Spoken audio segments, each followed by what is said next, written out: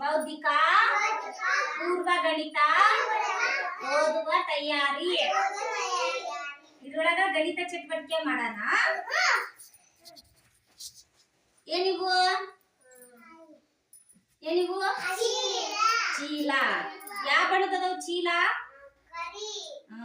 ಕರಿ ಬಣ್ಣದ್ದು, ಕಪ್ಪು ಬಣ್ಣದ್ದು ಅದಾವಲ್ಲ. ಇಲ್ಲಿ ವೃತ್ತ ಅಂತ ಬರ್ತೈತಿ. ಏನ್ ಬರ್ತೈತಿ?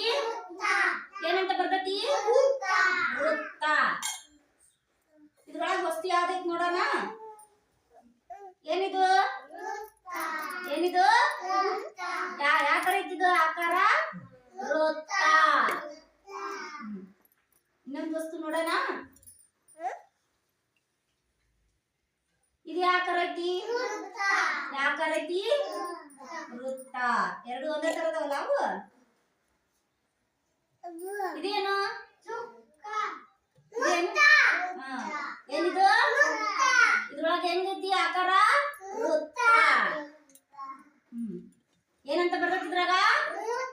ವೃತ್ತ. ಗೊತ್ತಾಯ್ತಲ್ಲ ವೃತ್ತ ಯಾವ ತರ ಇರುತ್ತ ಅಂತ.